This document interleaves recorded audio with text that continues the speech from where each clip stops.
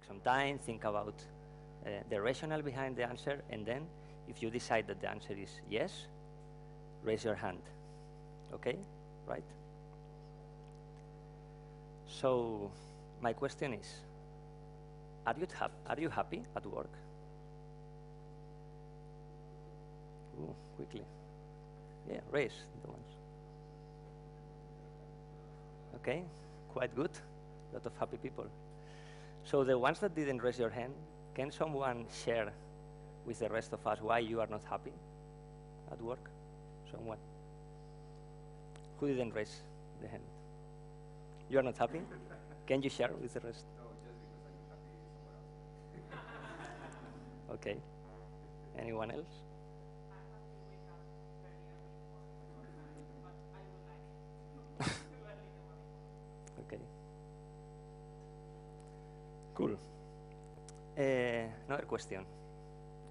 For the ones that raise your hand, for the ones that are happy at work, if I give you today 5,000 euros, you will leave your work tomorrow? Someone? Yeah, 5,000. Okay. Yes? Okay. Can you explain why? Okay. I hope that you are earning some money at the end of the month. 5,000. No, today. I give you $5,000. Okay. And 10,000?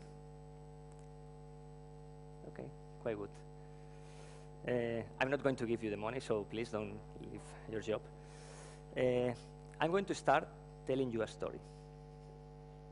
This is not a real story, but it's actually a combination of several stories that from people that I know. This is a story of a guy, normal guy. Let's call him Brian. Say hello to Brian. The life of Brian is a very normal life. He has a normal job. He has a normal work. He has a normal car, so really nothing that it's out of the norm. The only thing, apart that he's very smart, as you can see, he loves his profession, but he really loves what he does. So Brian wakes up every morning at 7 o'clock. He takes a shower. He drinks some coffee, 1 or 2 cups of coffee, and then he drives to the office. And after 1 hour of driving and some traffic jams, he arrives. And then he sits in front of his computer. He does some jokes with his colleagues. And he takes another big cup of coffee. And he's ready for start another great and inspiring day of meaningful work. But after a few hours, this is the face of Brian. So yeah, he's just running around, going up and down from meeting to meeting, discussing with one colleague, discussing with another colleague, trying to do some firefighting, trying to finish by the end of the day something that yesterday was important, but today is the most urgent thing in the world. Bureaucracy, processes, I'm sure that you know all this kind of stuff, right? So the day ends, and then Brian comes back home. And then in the night, when he's ready to go to sleep, he starts to think. And he realizes that he has done nothing. No real work, just busy work, no real contribution to anything, so he makes him a bit sad. But he's a very motivated guy. Brian always looks on the bright side of life. So yeah, tomorrow it will be tomorrow will be another day. But the next day the same happens. And the next day, and the next day, 1 week, another week, month, 2 months, and nothing changes. He's always doing busy work, not interesting work, right? And then someday, Brian collapses. So he's tired, he's frustrated, he's a bit stressed, and he's not the only one in the company. A lot of people is just complaining. but no one does nothing. So he takes some beer with his colleagues, more than 3 or 4, and then he understands. He realizes what is happening. He sees it now very clear.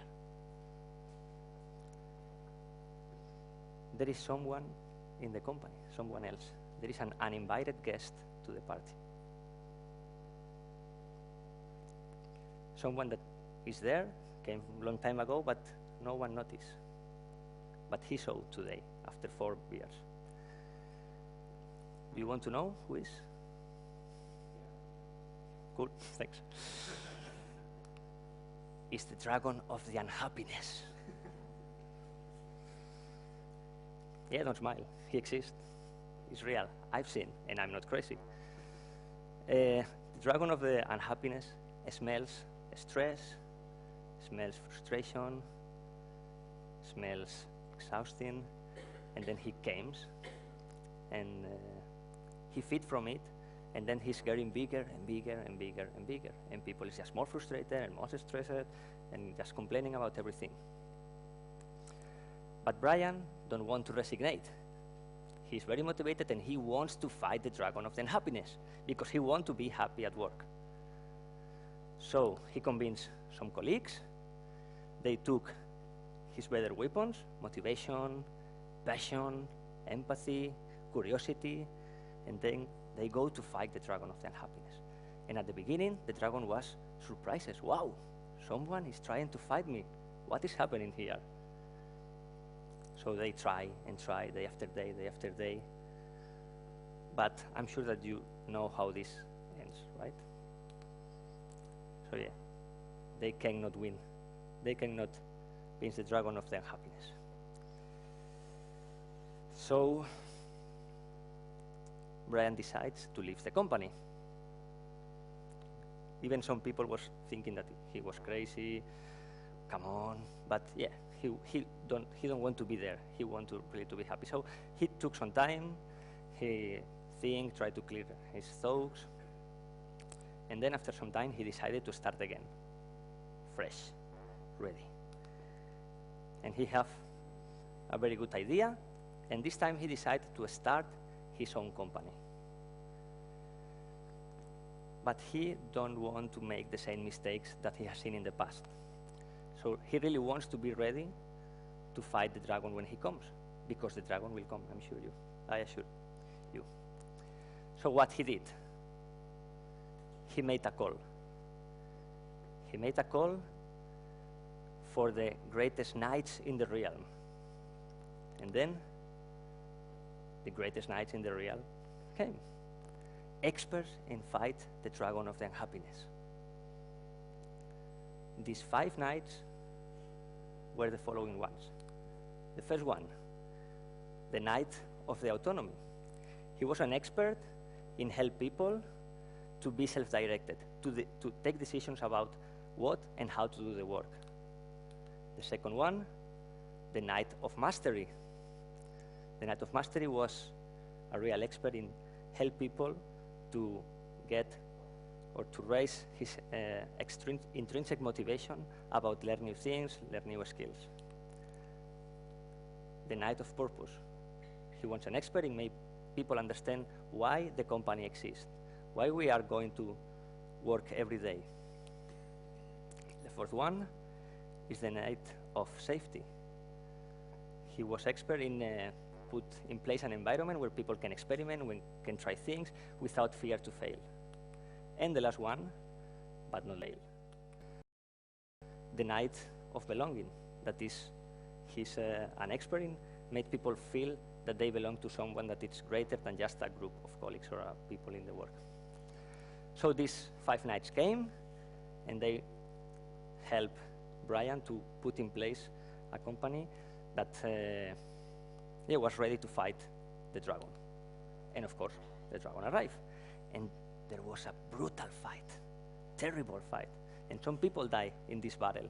Some people just leave the company, whatever. But at the end, with a lot of effort and energy and passion, they defeat the dragon. And the dragon left. And then people was very happy. Oh, this is great. This company is great. They created a nice company to work there. People was very happy and motivated. And of course, Brian get rich. That it's also a good purpose. So, yeah, this is the story of Brian. As I said before, it's not a real story, but it's based on different stories. For example, it happened to me sometimes that I saw the dragon, I tried to fight to them, and I was not able to win, so I just left the company and was searching for another one. And this, oh, he don't likes. And then the second part is just based or inspired in the company that I'm working now. I work in a company that is called Typeform. Typeform is a startup that was founded like 4 years ago. And the interesting thing is that the co-founders of the company, they saw the dragon. They were, so they have a very clear idea about how to build this company. And the main important point for them was to focus on the people. They want to make a company where people were happy and motivated to work every day. So people is just as important in the company as innovation or as business. It's very important for them. So they created a place where there is autonomy for people, where there is where mastery is enabled, where there is a clear purpose about what we are doing every day, where the environment is very safe, so we can try a lot of things and experiment whatever, and where people really feel that they belong to something greater, right? So now what I'm going to do is to just give some examples about the things that we do in order to try to be happy and motivated. Maybe you can get some ideas, and maybe also you can share what do you think about the topic. So for example, about autonomy. It's clear for us that, or what we try to do is to give all the accountability to the teams. So based on a vision or on a high-level goals, the teams decide what to do. For example, the product development teams, what they have to build and how to do. So there is a vision, and the team decide what is the path that they want to choose to arrive to this vision and how they are going to walk this path. So some examples, as I said, the product development teams, they decide which kind of features they want to build and how. And how means, for example, to programming language. Each team decides which programming language they want to use, which technologies, which tools. Technical decisions are made by the teams, not imposed by anyone outside the teams. What else? Not only in the work, in the product that we build, but also in how the people organize their work. So for example, we don't have any policies about remote work, just people when they want, just working remote. And that is nice because then people at the end self-organizes. And for example, in the team that I'm, one of the teams that I'm working now, they by themselves decided that, okay, we are going to do on Wednesdays, remote day. So this kind of patterns appear. No? The team is able to self-organize. What more? Vacations. No one controls vacations. There are a limit number, but you don't have to ask for vacations. I will take this day. You organize with your team, and that's all. More examples of autonomy. Oh, I forgot this one. I forgot one. Well, I will share with you if I remember later. Mastery. Things that you can do, for example, in order to enable this continuous learning environment. So open source days, also side projects. In the company, almost all people have side projects, so they can try new things and experiment with new technologies. We have also on Fridays, Friday is the day where we meet together, we do workshops, we do sessions, so really people is learning new things. Personal budget for learnings, for trainings and conferences, so people can choose in which things they want to invest. And also there are nice initiatives. So for example, there were a group of people, a group of developers that decided that they want to teach other people how to code. People that don't know nothing about coding, so people from marketing or people from operations. So they are doing some trainings, and this was an initiative that just came from the team. So there is this kind of environment where people can learn new things, and it's very, very nice. This is our purpose, to make things a little more human. And this is not only about the product, that our product is focused on that, but also about the relationships between people. So every time we take a decision, we ask ourselves, there is another approach that is more human. So we try to, this is something that inspires us and that is also guiding us on taking decisions. So for you, if you have a company and you don't have a purpose, try to define one. If not, probably try to find what is the purpose behind what are you doing, because it's something that is very inspiring and that helps a lot of to go every day to work. What else? Safety. We give a try to all ideas, so people can propose ideas, and all of them are tried. And there is no problem if the ideas fail. So we are not doing finger pointing. We are not blaming anyone. If someone fails, we try to learn from it. This is very important. So don't do finger pointing. Don't blame people. Just try to learn from failures. And yeah, this is very important for us because it's enables us an innovation.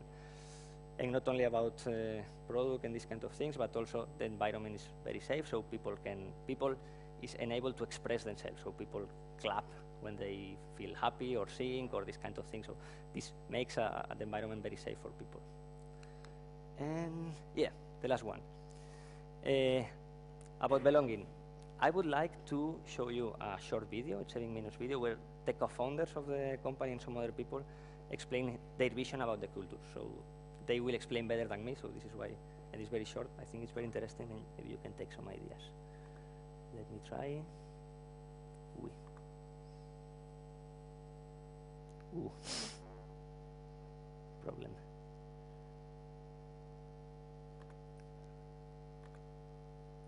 Okay.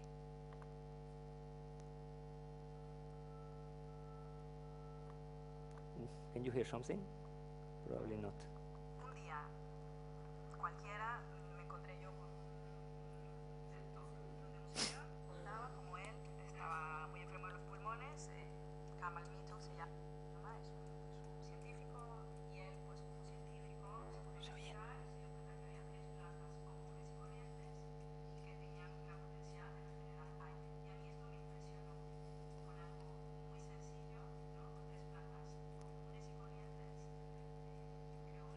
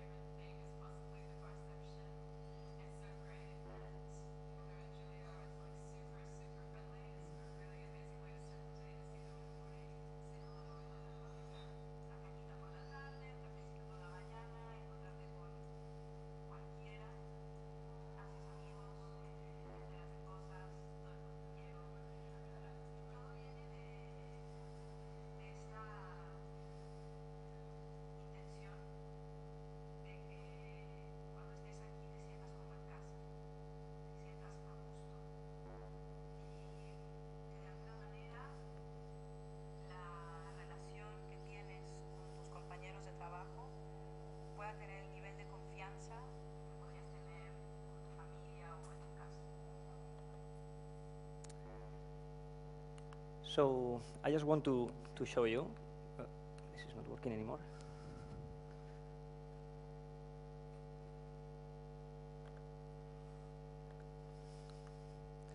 I just wanted to show you the video because it expressed very well what the co-founders wanted to do with the culture and to make people really feel that they belong to something great that just go to work. And just as an example of people that is happy, so you know people is at every time they can, they put their t-shirt or their hoodie and then they make a picture. And this is a great example. This guy in the middle, this is one of our product owners. And he was to the Kilimanjaro, and when he was on the top, he just take the t-shirt and make a photo, make a picture of them. This is great. Yeah, this is very nice, right? A lot of cool things, but does it work? It is worth to spend money and to invest time and make people happy. Why a company should do that? I just want you to be productive and to make money for me, to help me to make money, right? So there are a lot of studies that say that employees or companies with happy and motivated employees have better results, more performance, less turnover, blah, blah, blah, blah, blah. I'm not going to tell you about these studies. I'm just going to give you some examples about what is the impact of trying to make people happy has in our product and in our customers. So you can see a real example of that. This is what people is saying from us in Twitter. Just one comment, I don't know these people. It's just a random selection of people that I made on Twitter. But it's great, no? For example, thank you for existing. Wow, this is awesome. That, people is giving us thank you for existing. Or I love Typeform so much, so much. This is really great. This is what people is saying. So this is a consequence of really make people in the company happy that this is the impact that has on customers. Then some numbers, we have now like 5 million of submissions per month, and our base of customers is growing slowly, but in a good pace. So it seems that also that has that the impact in customers and in the product is good, right? To try to invest in people. This is the number of people that were in the company 1 year ago, and this is now. So we grow a lot. Customers is asking us for new things. We need people. People also want to work with us. So yeah, it seems that we are doing something good. And then yes, some customers that are working with us that we are proud of. So for us, it's working. For us, make people happy is having a good impact. Make people happy is doing that we have an awesome product and awesome customers. And yeah, we believe that really giving people autonomy, enabling mastery, giving them a purpose, create an environment that is safe, and helping them to believe that they belong to something great. This is helping a lot of us in the company level. But of course, not all is nice. We have a lot of challenges, especially because we are growing a lot.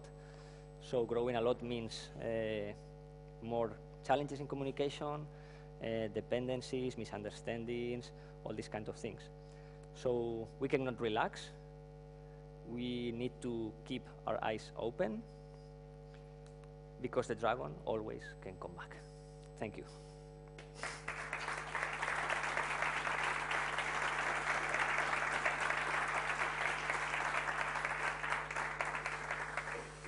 Any questions?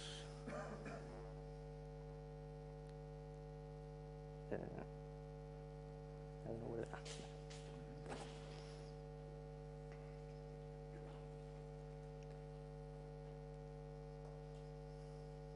No.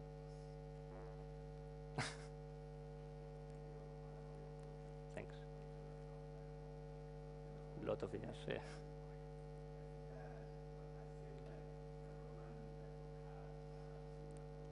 Yeah. Yeah. Thank you. No. Yes. We know a lot of people, or at least some persons working on Typeform. What I would like to know is, how do you organize? How are your teams? How are your teams? How big they are? How I guess you work with cross functional teams as well, and this thing. And how do you avoid the silos problem between each team, between teams, you know, and you, and how do you foster the single culture? Not, yeah. Okay, so we try to have cross-functional teams. Almost all teams are cross-functional, so this means that there are developers, QAs, there are people from user experience. Also, we try to have some DevOps, but we are not still on that point. But we try to do that. So people work on cross-functional teams. And then what we try to do is, so this is good because then they are focused on features, right, on full features. But then we have the problem that, or what we want to do also is that cross, I don't know how to, cross knowledge between teams. So we have this kind of, we call honeycombs, that it's basically like a community for practice that we, every Friday people meet together from different specialities, no? Like QA, like the designer, and they share things, and they do sessions, and they do workshops, and these kind of things. So this is what we try to do. I don't know if I answered your question, but yeah, we try to go to cross-functional teams, is the idea. Any other question? Cool. So that's all. Please, there is a link. I think it's in the web of the conference where you can give feedback about the talk. So I appreciate if you can do it to improve. Thank you.